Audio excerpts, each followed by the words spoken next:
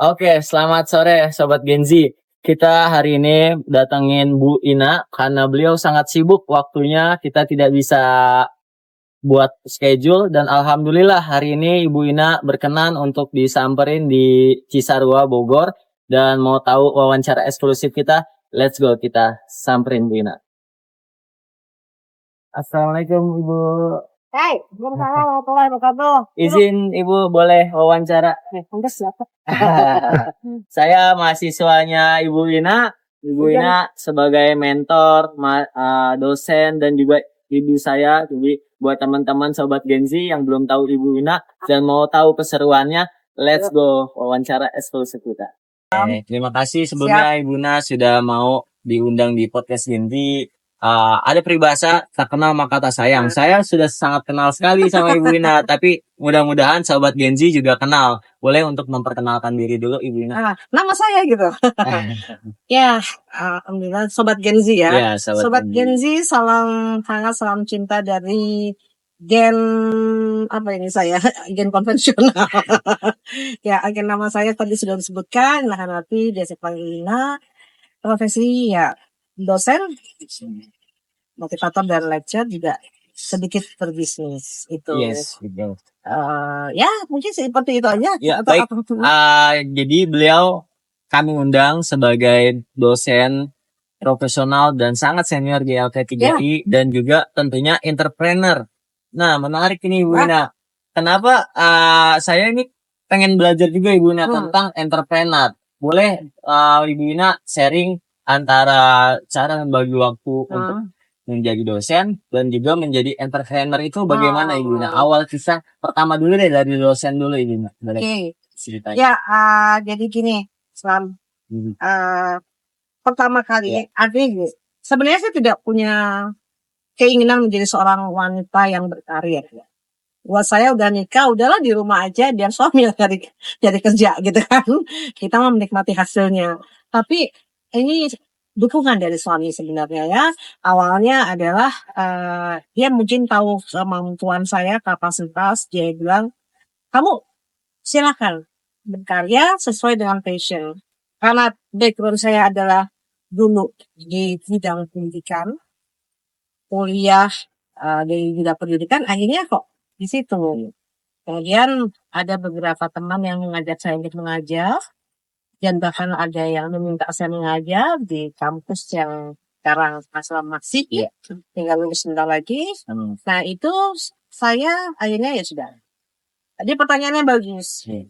Seorang wanita itu bisa keluar rumah pertama adalah karena izin suami. Kalau dia udah punya suami, kalau masih single harus izin orang tua. Nah itu.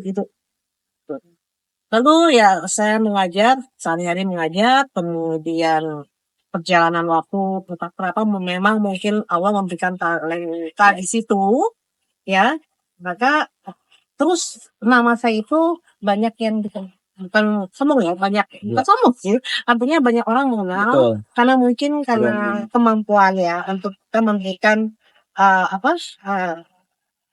materi. Terus juga. Oke, jadi di sini kita di Cisarua lagi hujan teman-teman. Jadi mohon maklum dan kita akan lanjutkan di dalam. Oke, Sobat Gen Z. Jadi kita lanjutkan pembicaraan kita yang di luar tadi, Wina. Karena di luar hujan, teman-teman, kita lanjutkan tadi sampai di seorang wanita ketika ingin melakukan pekerjaan dan mengajar itu Ibu Ina sendiri memiliki suami dan izin kepada suaminya. Iya, malah disuruh. Malah disuruh karena dia melihat kapasitas saya. Dan memang suami saya bilang bahwa sayang kalau misalnya kemampuanmu, kapasitasmu hanya di rumah saja. Artinya sudah sekolah tinggi-tinggi gitu kan. Kebetulan kan saya jurusan bahasa Perancis dulu, S1-nya itu sayang. Akhirnya ya deh, karena sebenarnya dia yang menyuruh, ya udah gitu. Nah, terus tadi pertanyaannya bagus ya, ngatur waktu. Jadi intinya pada prinsip saya, pada konsep saya adalah keluarga ya yang utama ya. Tentunya kita kalau dalam membagi waktu itu pasti waktu sepenuhnya adalah milik Allah. Jadi harus memprioritaskan yang utama itu. Yang kedua buat saya adalah keluarga dulu. Keluarga dulu. Artinya saya nggak mau menjadi seorang yang misalnya sukses di luar, tapi keluarga berantakan. Itu kan sering terjadi. Banyak wanita hebat, tapi pasti ada sisi lainnya. Nah, saya tidak mau mengorbankan itu. Artinya saya lebih senang ya biarkan aja gitu. Lebih baik saya bagaimana keluarga ini menjadi nomor satu. Karena saya dilahir dari kedua orang tua yang memang selalu membuat harmonis dalam keluarga. Jadi untuk membagi waktu saya adalah demikian, keluarga, kemudian saya baru mengerjakan waktunya. Gitu. Waktu saya yang tidak produktif itu dengan pekerjaan atau kegiatan. Jadi alhamdulillah saya punya profesi sebagai pengajar, sebagai dosen, di mana waktu saya keluar rumah itu bisa saya atur. Awalnya adalah bagaimana di mana sih waktu yang tidak produktif bagi saya. Oh, pada saat anak saya sekolah, dia masuk misalnya kalau dulu kan jam 7 ya, jam 7 anak-anak gitu kan, sampai jam berapa? Jam 2. Sih. Suami udah pasti berangkat dari jam 6 pagi, pulang jam 6 lagi atau jam 8 malam. Nah, di antara waktu itu tidak produktif. Saya bukan tipikal orang yang senang ngerumpi, senang ngegosip gitu kan, dan termasuk tipikal orang yang nggak mau diam gitu. Jadi kayaknya kalau misalnya gini tuh kayaknya buntu, kan saya bodoh banget gitu. Akhirnya ya sudah, I love my profession, jadi saya bagi tidak produktifnya ada dari jam 7 sampai jam 8 malam, ya kan? Gimana nih? Akhirnya saya selesaikan urusan rumah tangga, saya mulai mengajar itu di jam 8. Jadi jam 8 sampai jam berapa? Biasanya sampai jam 1. Lalu saya pulang ke rumah, anak saya, jadi pikiran saya adalah begitu anak dan suami keluar rumah, saya masih ada di rumah. Tapi begitu anak saya sudah datang, saya sudah di rumah. Jadi mereka selalu ketemu.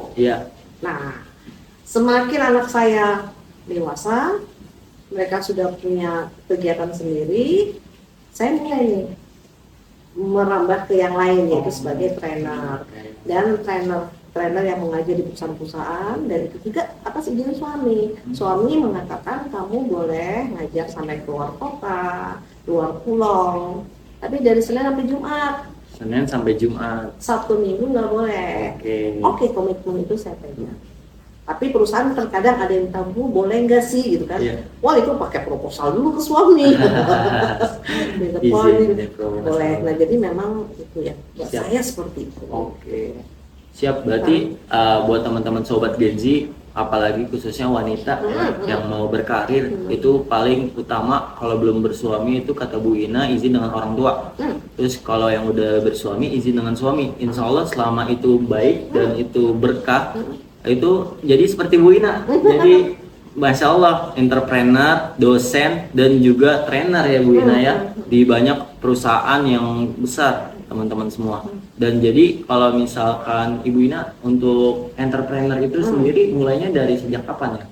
Jadi gini, entrepreneur itu adalah sebuah hobi, bukan hobi ya, sombong banget saya nggak hobi. Jadi gini, karena memang saya basicnya adalah orang yang pembosan, nggak mau yang monoton gitu loh.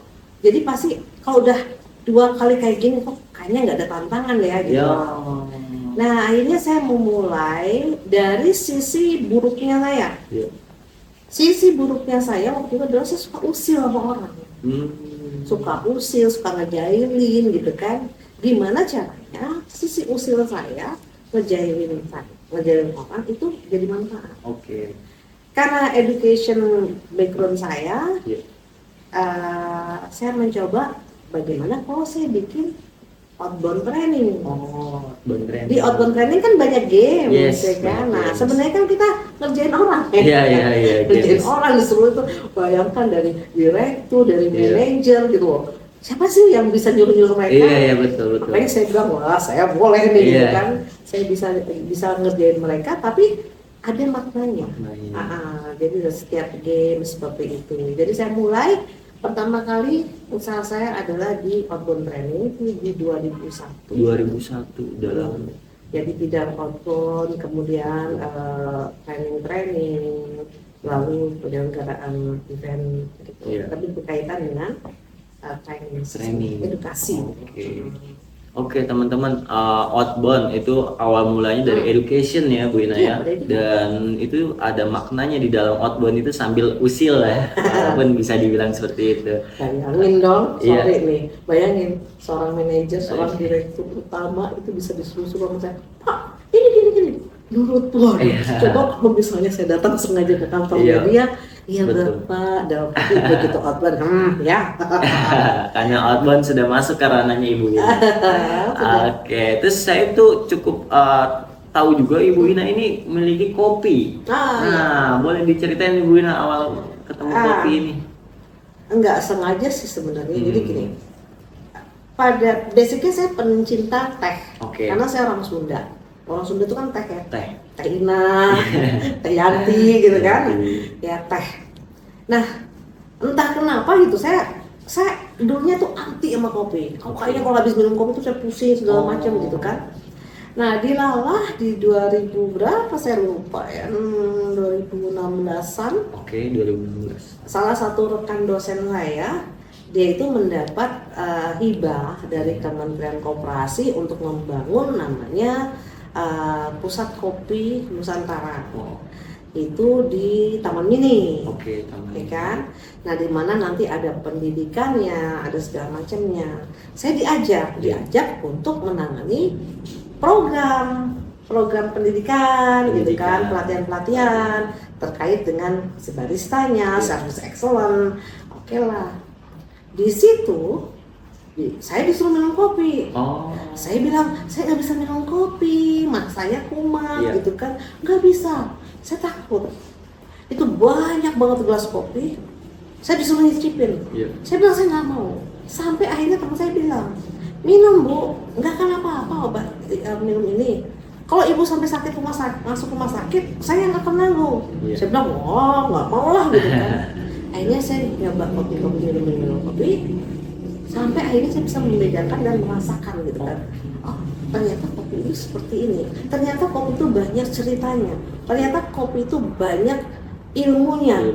Saya pelajari tentang kopi, filosofinya, kemudian ranah kopi lah ya saya pelajari. Dan alhamdulillah sejak 2017 itu saya karena network. Karena network. Saya nggak tahu kenapa di orang tuh kok percaya gitu loh saya diminta untuk membawa produk-produk kopi dari Indonesia ke salah satu expo. Itu yang pertama di Myanmar ya, di Myanmar. Jadi saya membawa beberapa produk dari kopi dari Indonesia. Nah, saya berarti kayak marketing gitu loh. Menjadi marketing kan kita nggak bisa ngomong sembarangan. Saya harus mempelajari dulu.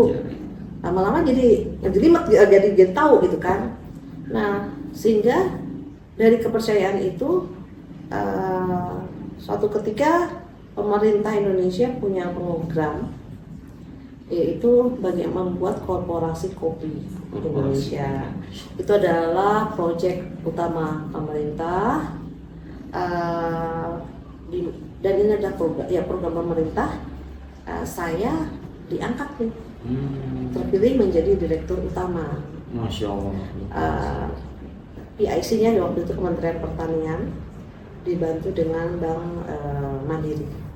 Ya, di situ selama 3 tahun saya membawa nama Indonesia dengan kopi-kopinya ke beberapa negara, termasuk waktu itu kita ke Turki udah bolak-balik ya, kemudian Belanda, lalu ada Jepang juga gitu kan. Jepang sama Rusia bahkan sebelum itu. Tapi semua berkaitan dengan kopi. Sampai ke Rusia dan Jepang. Rusia, Jepang, segala macam. Jadi ada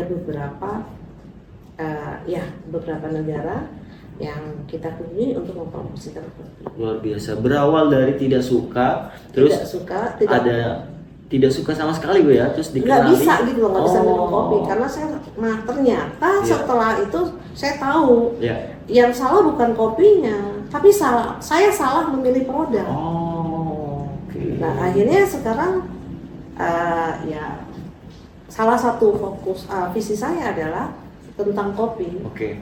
Bagaimana mengedukasi kepada anak-anak muda seusia kalian Yes. supaya minum kopi yang benar Yang dan benar sehat. Dan sehat. Wah. Karena yang selama ini kalian minum itu bukan kopi. Oh. Mungkin kopi ada tapi sekian persennya gitu loh. Nah, teman-teman. Ya. Iya. Dan Indonesia itu surganya kopi loh. Iya, luar biasa dari ujung Aceh sampai Aceh. Papua tuh ada kopi masing-masing ya Bu Ina? Dan berbeda rasa. Dan berbeda rasa. Dan kopinya Bu Ina berarti itu udah terseleksi Bu Ina ya. Ya, Kopi yang aman untuk diminum. untuk aman diminum, menyehatkan. Menyehatkan. Nah kebetulan saya dengan ada petani dari Ya. salah satu koperasi di Jawa Tengah membuat komposisi khusus yang bisa diminum oleh para penderita diabetes. Oke. Jadi kan suka ya Iya. orang diabetes minum kopi pakai gula. Nah gulanya inilah yang kita gunakan itu benar-benar apa ya, gula aren yang baik. Komposisinya pun kopi arabica, robusta, dan itu kita cross blend dengan komposisi yang khusus dari saya supaya nyaman. Dan boleh di spill aja Ibu Ina. Ya, Kalau teman-teman mau coba kopi yang berkualitas, Iya. yang menyehatkan, boleh. ya boleh. Silakan, Promosi nih. silakan, nggak apa-apa. Kopinya namanya On Track. On track. On Track kopi. Oke. Kenapa On Track ada sejarahnya? Kenapa boleh cerita? Jadi cerita banyak nih. On Track itu kan identik dengan jalan. Iya. Biasanya kalau Mas Aslam ini kan on track gitu Yes. kan. Fast track. Yes. Berarti Yes. jalur yang benar. Iya. Nah, kebetulan kami sekeluarga itu pencinta off-road. Oh. oke. Ya, kita itu di off-road itu kan nyari jalan. Iya. Kalau nggak on track itu bisa kepleset jatuh gitu kan. Nah, jadi memang harus on track. On track. Nah, makanya logonya Posisi. pun adalah logo dari mobil saya Mobil. sendiri. Oh, Gitu mobil loh. sendiri. Oke. On track kopi dengan tulisan TREK, bukan Iya. on track gitu. On track berarti di atas jalur yang benar. Di atas Artinya jalurnya. filosofinya yuk kita minum dengan kopi yang benar di jalan Masya yang benar. Siap. Tapi sebenarnya teman-teman kalau mau minum kopi yang sehat, kopi apapun asal itu benar-benar kopi Iya. murni, Oh, oke. bukan kopi yang dicampur jagung. Oh. Yang kalian minum selama ini yang saya nggak mau nyebutkan brand Iya. atau apa, Hmm. itu gulanya luar Iya. biasa. Pakai gula, ditambahan gula dan lainnya nggak murni gitu ya Bu ya. Iya. Ya. betul. Nggak murni, tapi ya kembali lagi ya. Iya, siap. Makanya dengan adanya, saya salut dengan adanya pengusaha-pengusaha yang memang di kopi sekarang sudah mulai menurunkan armada di jalan nih Iya. dengan harga 6.000 8.000. Iya, betul. Saya katakan minum kopi itu Oke. dengan brand apapun ya. dengan brand minum apapun, kopi. dengan catatan itu kopi murni gitu ya Bu ya. Hmm. Oke, luar biasa. Berarti kisah perjalanan Ibu Ina nih panjang sekali teman-teman, dari awal menjadi trainer, dosen ya Bu Ina ya, terus juga usaha adventure Adventure, 2002 tadi Ibu ya. 2001. 2001. Saya belum lahir tuh teman-teman. Sobat Gen Z mungkin beberapa ada yang belum lahir atau baru lahir di 2001 itu. Bu Ina udah jadi entrepreneur, terus di 2008 mulai kopi itu di 2016. 2016-an mencoba untuk kopi karena awalnya tuh tidak cocok dengan kopi yang campuran dan sebagainya. Akhirnya Bu Ina bergeraklah ke kopi, padahal tuh kopi enak ya kalau misalkan murni Bu Ina ya. Enak dan sehat ya. Enak dan sehat. Kita tahu bahwa Jadi kita sebagai Gen Z kita harus memilih kopi yang benar-benar murni, jangan kopi campuran ya Bu Ina ya. Dan mungkin akan ada closing statement dari Ibu Ina. Teman-teman buat yang harus dicatat adalah closing statement ini. Nah, ini paling penting nih teman-teman. Nah, boleh Bu Ina sharing tentang gimana buat Gen Z yang ingin menjadi mungkin dosen dan entrepreneur boleh tolong di-sharing ke teman-teman. Oke, Sobat Genzi, artinya gini, apapun yang kalian ingin capai, mulai dari passion, mulai dari memang keinginan, ya seperti itu. Nah, menjadi dosen itu enak, tapi kalau tidak passion maka akan menjadi hambatan. Karena yang namanya menjadi dosen, pendidik lah ya, mau guru, mau dosen segala macam, itu kita kan akan sharing kepada orang lain. Kita itu akan memberikan pengaruh kepada orang lain. Artinya kalau kita setengah-setengah maka hasilnya tidak akan bagus. Begitu juga dengan semua kegiatan. Mulailah dari hati kita, mulailah dari pikiran kita. Artinya saya ingin menjadi seperti apa di mata orang lain. Saya pernah bicara tentang beberapa kali tentang filosofi tentang pohon pisang tuh. Saya senang. Kenapa saya selalu mengatakan cobalah beri contoh atau contohlah pohon pisang. Pohon pisang itu coba ya. Selama dia belum berbuah, kita potong. Dia akan tumbuh lagi, nggak pernah mati. Pohon pisang itu akan mati kalau kita tebas, kita pohon, tapi dia sudah berbuah, dia sudah pernah berbuah, dia potong. Nah, maksudnya segala sesuatu, jika kita masih belum memiliki manfaat untuk orang lain, untuk diri kita, jangan pernah berhenti. Dan ingat bahwa yang namanya mulai dari hobi, keinginan, kita jadikan hobi itu sebagai sesuatu tempat kita berkarya. Jangan pernah putus asa.